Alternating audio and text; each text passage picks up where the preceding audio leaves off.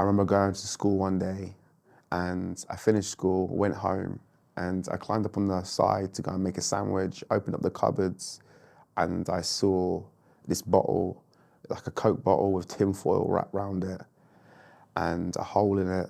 And I just knew exactly what it was. And I was like, oh my gosh, my mum is using crack cocaine. So being a kid, I thought if I break these pipes, it's gonna stop my mum from taking drugs.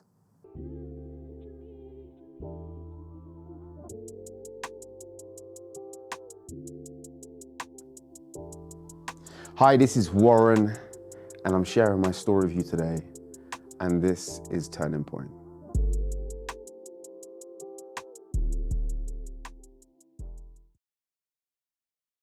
I grew up in an estate in Oxford called Blackbird Lease.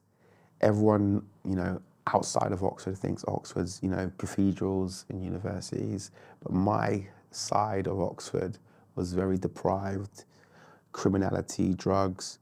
So, getting into fights was a regular thing. I would say my upbringing was more like, survival.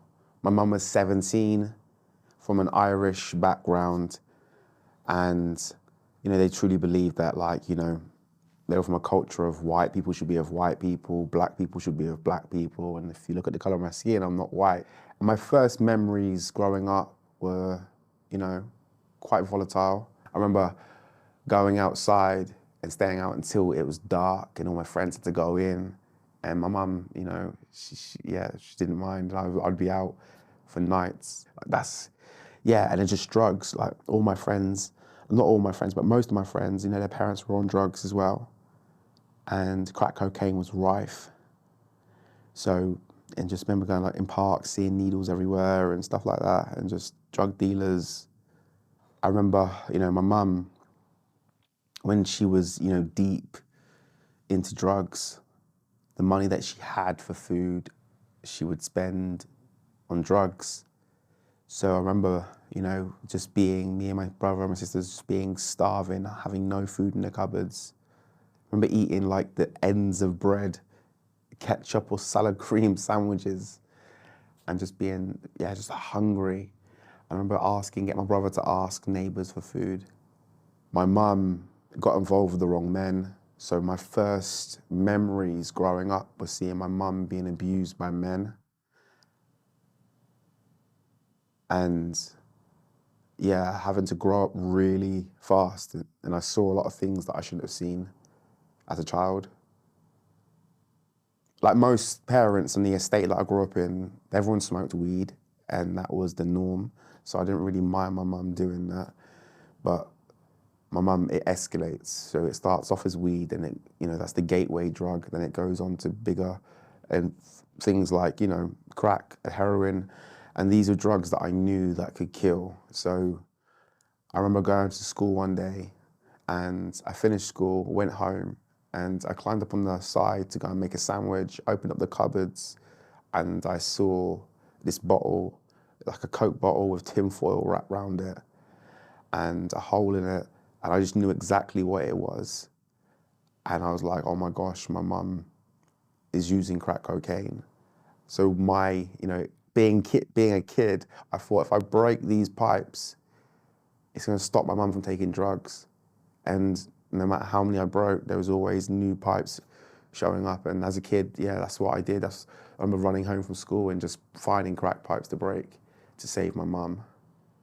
And then, when around that time as well, my mum was in relationships, toxic relationships, and seeing my mum being abused, physically abused by other men, putting their hands on my mum in front of me, seeing my mum have blood running down her face and being scared and hiding myself in my bedroom, weeing myself because I was that scared as a kid, and also feeling like a coward because I couldn't protect my mum. They were some of the worst memories of my life. I just knew when I was older, I was never gonna allow my mum to get hurt like that. And then when I was 8 years old, my mum used to go out, she'd go out whether she's going to go and get her drugs, and she'd be gone for, hours, sometimes a day, and I'd have look after my younger brother and my two younger sisters on my own as an 8-year-old. And I used to have to hide my brother and my sisters from social services. So what I would do if I ever had a knock on the door, I would put my hands over their mouth to stop them from speaking. And then this went on for a long time. And then one day, the social workers went round to the back of their house and they saw all 4 of us by ourselves. And I think that's the moment when my mum, put her hands up and said, "I'm neglecting my children." And because she got so deep into this drug habit. And, I've never, I always, even as a kid, I just knew my mum was hurting. The drugs that she was taking was to numb that pain. I always saw it like that. I never saw her being a cruel mum or choosing drugs over her children. It was an illness, it was a sickness, and I had to look after my mum.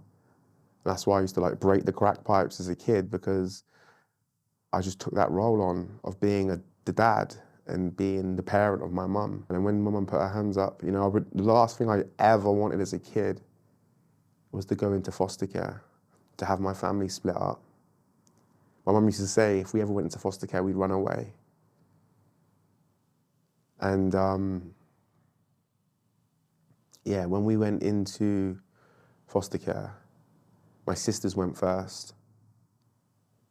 And that was really tough, leaving them. And I remember going back to our house with no electricity, and it was me, my brother, and my mum. And no one really spoke, and it was quiet, and we were just, I think we were just crying. Then the following day, me and my brother went to go and see a family. And I remember playing in their front living room. And my mum thought we were just seeing the family. We wasn't going to go that day. And my mum was like, "Okay, boys, let's go." And then the social worker said to my mum, "Maggie, they're not going with you. They're staying." And then I remember seeing my mum break down and cry. And she got into the taxi. And I remember just being scared in this strange families that I don't know. And my mum's crying and not knowing when I'm going to see my mum again.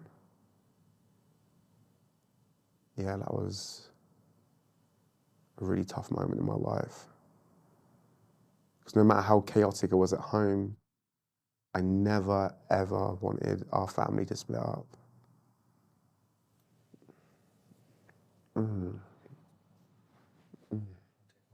That's fine, that's cool, man. It's good. I'm a soldier. First foster family, very, an old couple, white, British, and they were very much like, I don't know, they're very just old school. Yeah, they were quite old school, and we weren't there for a long time. It was very much like a stopgap, really. It was like 2-3 weeks that we were there. And I remember them having loads of animals, dogs, cats, birds. And me and my brother, we were feral. Like, when I say feral, I mean, we had no rules. We would, we're naughty, cheeky. And I remember them having these budgies, these were their favorite budgies and birds that they had. And I remember I was thinking, birds don't belong in cages. So I opened the cage door, let all the birds out into the back garden.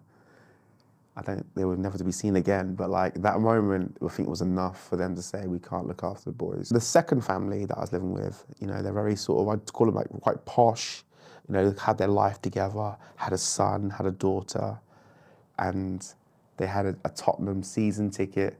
They were quite just wealthy, and they were I remember on our first day, they were like, "What do you want to do?" Told us, give us a pen and paper to write down all the things we want to do in summer holidays. I was like, wow. I remember having hot meals and just our own pajamas. They had a daughter, I remember, similar age, and obviously, because I saw a lot and exposed to a lot as a child, I was very much advanced for my age as well. So I think we was boyfriend and girlfriend, and They did not like that. So they were like, yeah, you've got to go as well. And yeah, so at that point, those two homes, I just felt, I remember hearing them, I remember being upstairs or on the stairs and them not thinking that we could hear, and then discussing like, yeah, we got, you know, the two foster boys, talking as if like it's, you know, when people say it's a rescue dog, I remember just feeling like, yeah, I was some sort of, I was like, I don't know, like a rescue, like a product, or like, yeah, I just remember thinking that they were doing it out of a place of pity. And then my third foster home was a lady called Louise, who was Muslim as well. Her Muslim name was called Khaira, and she was connected via my brother's half brother. So that's there where the connection was. But I lost my voice though. I think I found out from not staying long in foster homes was to learn to shut up. And I think this was the last chance. Like if this doesn't work out, me and my brother are going to be separated. And my brother was like my son, so I never ever want to be separated from my brother. And yeah, so I didn't speak. I lost my voice, and I had a really bad start. She was really strict, like, you know, and I always say like, you know, a lot of revert Muslims are very much on, you know, their deen. And yeah, so I remember going to school, then going to Muslim school and having to pray 5 times a day and just, yeah, like thrown into Islam, like quite in the deep end. But at the same time, I found got a very beautiful connection with God, with Allah. And that was, yeah, I remember like praying that in my bedroom. I was like, Allah, please don't take my mum away. Please don't let my mum die.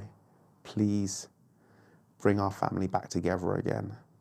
Please don't let me be a number in this world and let my life have meaning. And that prayer was answered.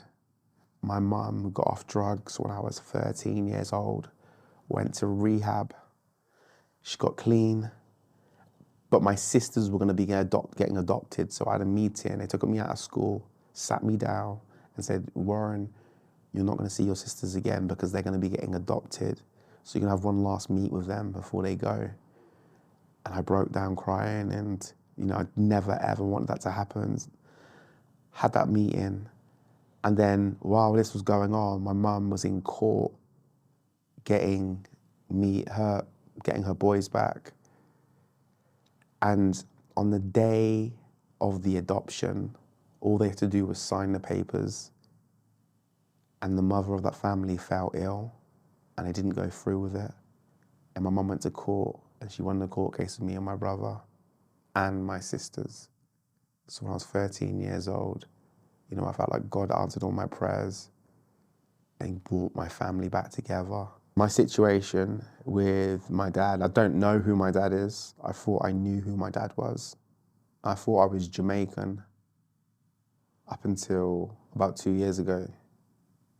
So I remember like looking through yellow pages before Facebook, finding up, you know, this name, trying to find it. I went to Facebook, found the person's brother, who I thought was my dad. I've messaged his brother, and he's like, yeah, I'll put you through to your, you know, your dad. And who I thought was my dad. I spoke to him, and that was surreal, because I was thinking I was speaking to my dad. And I arranged to meet him, but he didn't show up. So I was like, do you know what, I've done my bit. And I kind of put the ball in his court. I found out I'd done an ancestry, I'd done a test, and my heritage wasn't from the Jamaica side. I found out that my dad was almost like 50 years older than my mum. And yeah, and it was, yeah, I think my mum was 16. And yeah, it's something that my mum doesn't talk about too much, but I just know, you know, you can put things together. And always my mum felt really weird about touching me sometimes as a kid. She found it awkward to touch me, and yeah, my dad raped my mum and was a lot older than my mum. And that's, yeah, my conclusion from it.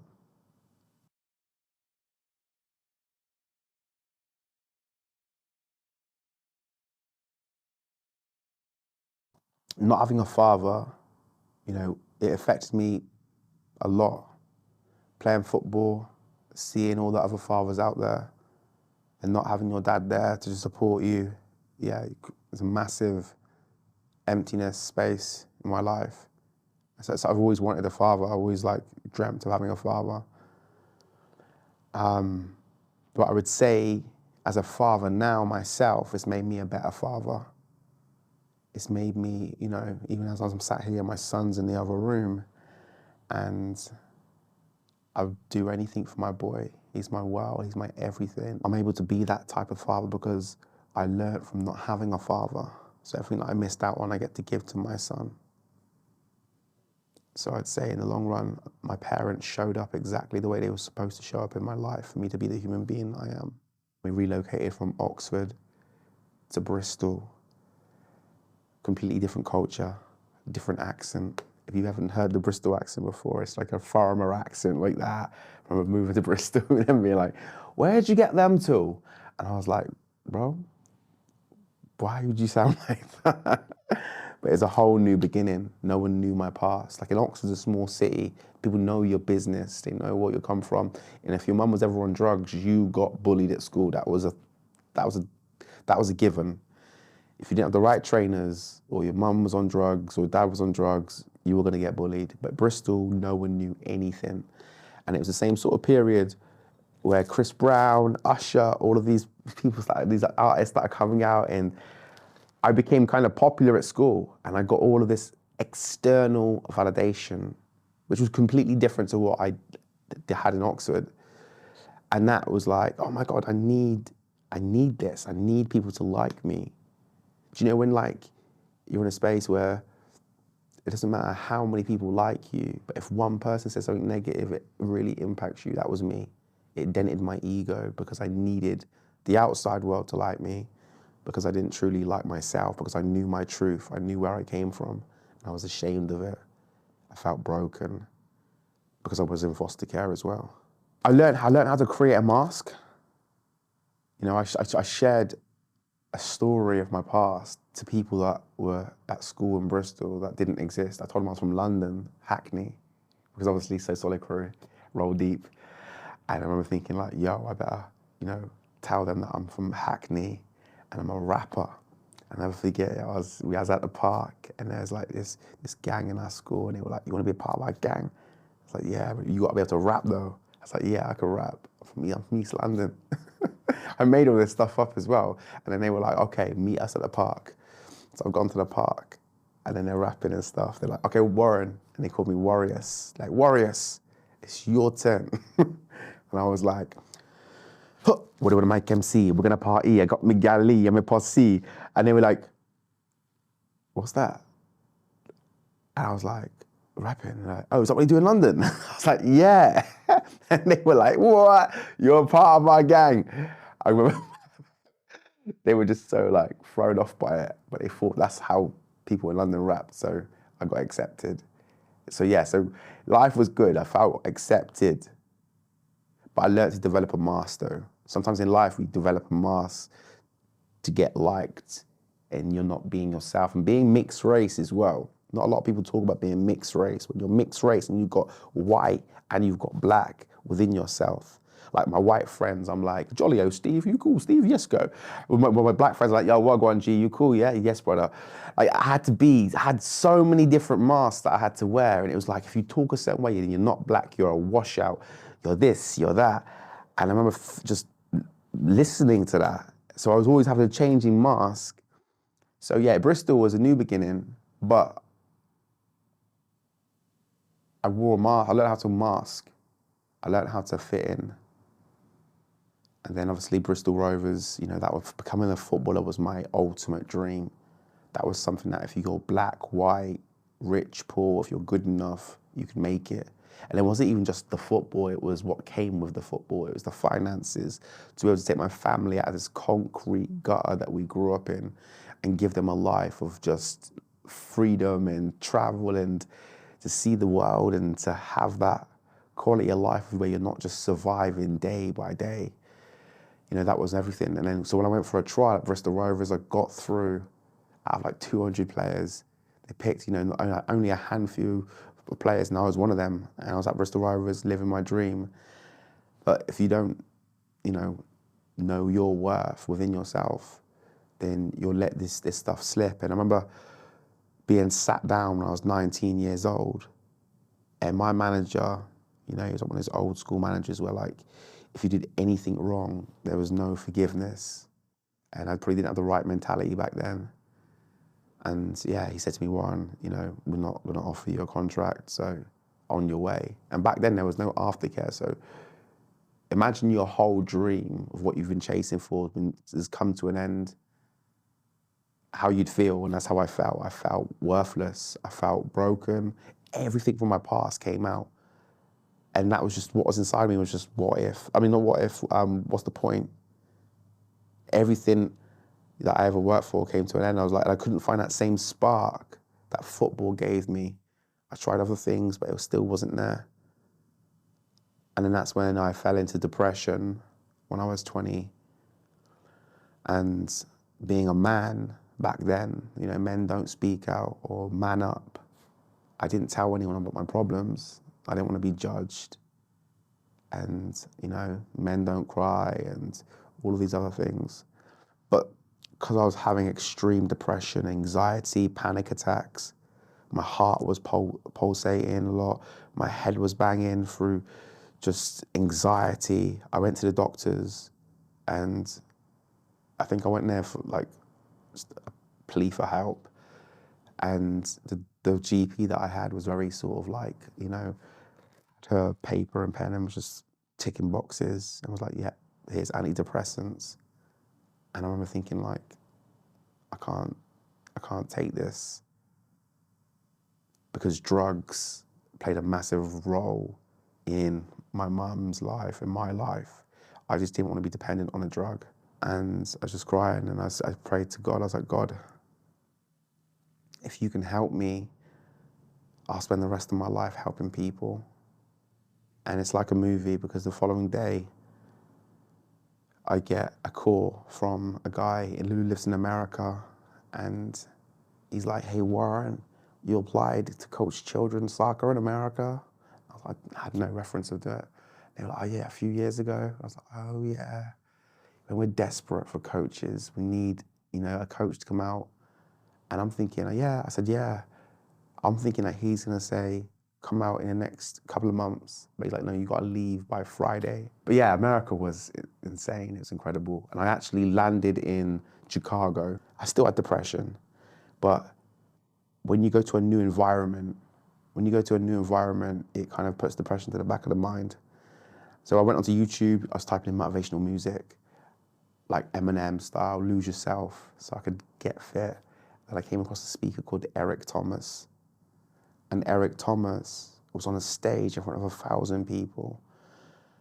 And he was speaking, and he was like, my mom was on crack cocaine. I was thinking, why are you telling everyone that your mom was on crack cocaine? Why are you telling? They're gonna judge you, and you just thrown your mom under the bus. I didn't understand why. But then when I was listening to him, he was like, if I didn't go through that, I wouldn't be the person that I am. And the reason why you're suffering is because you keep saying, why me? And I was like, that's me. I had the violin. I was like, why me? And that moment, I was like, that's when the penny dropped. What if all of the things that happened to me that I thought were bad, what if they were creating me, giving me the wisdom, the self-awareness to be able to help other people? Because we don't grow unless we're put under pressure. And I was realizing that if Eric Thomas can do this, so can I. And it changed everything. From that moment, I went on a journey of learning to become a speaker. And, I stuttered really bad, And I was like, look, my ego was like, Warren, you're not gonna make a fool of us, so we're not gonna do this stuff. But I was like, my purpose is bigger than my fear of speaking. And if I can help one life, one person to say, do you know what? I'm not gonna end my life, and I'm gonna make the most of my life, then it makes my past worthwhile. It makes all the pain, trauma that I've been through worthwhile. And that's what pushed me through of mastering the art of public speaking. I can sit here now and say, I can speak in front of thousands of people, but I had to be messy at the start because my purpose was bigger than myself. My purpose was bigger than rejection or worrying about what people would think of me. In fact, me going on this purpose to serve others gave me a gift of being free. Free of worrying about what others think of you. Being able to take that mask, the masks that I had created as a teenager, learning how to take all of these masks off and show up in this world as myself, which is rare for anyone to do. And that was the gift that I got from following this purpose to help others. So I documented my journey from day one, that I'm gonna be a speaker one day, and I'm gonna travel the world, and I'm gonna help millions of people. I'm gonna become an author. I said all this stuff from day one. I documented it on social media. And I remember my Twitter, it went from 200 followers to 40,000 followers. And what I was speaking, a lot of men, a lot of women were going through it, but they didn't have the courage to share what I was saying. And the messaging was about, change your mind, change your life, and that your story is somebody else's survival story. You have to share your story because there are people right now that are going to go down the wrong path, but if only they knew your story, they wouldn't go down that wrong path, or they would still be here. That's how powerful your story is. That's why I share my story, is because I know that when I share my story and there's no violin, it makes people realize, hang on, I'm not a victim here. I'm a warrior. I'm thriving in life, not surviving. So many of us that have been through trauma, we just learn to survive and not thrive in life. Whereas you deserve to have the best life. And it doesn't matter where you started out. If you can change this, if you can change your mind, it changes everything else in your life. And that's what I learned. In America, I was just studying the mind, removing all of these labels, the foster kid, I'm not good enough, I'm not loving myself. I learned to build a relationship with my inner child, the little boy that was scared inside of me. I learned to fall in love with that little boy. I learned to build trust with that little boy. And it gave me the gift of being free, having fun, making mistakes, to master my craft as a speaker that I am today. Without my upbringing, without going through the trauma that I went through as a kid, I wouldn't be a speaker today. The last thing that, if you ask anyone that knows me of Warren being is a speaker, that would have been the last thing. I, worried a lot about what people thought of me. The only reason why I started to speak out is because I realized that what I went through, not growing up without a dad, mum on drugs, going through depression, feeling worthless, that I'm not alone. That if I can speak out and just help one life, then it's worth it. So my purpose became bigger than myself. If you're watching this and you can relate or connect to anything that I've said, what I'd say to you is invest, study your mind. Because if you don't study this, if you don't control your mind, somebody else will. And we're not taught on how the mind works in school. You have to go on this journey of studying your mind, your conscious mind, your subconscious mind. And once you understand the mind, you can change the lens, the movie. If you don't change the movie, the same things that happened in your past will keep showing up in your future. You've got to change, the DVD or whatever it is that you're watching, take it out and program another story. You are the director, you're the author. Stop living the last chapters of your life repeatedly and create new chapters. And make sure you live a life that you're doing what you love, you're adding value to people's lives, which is purpose and contribution, and you're finding out why you are here. Some people live a life and they don't ever study or go on a journey of finding out why you are here. That's what I'd say to you. Follow those and I promise you, you'll find your way.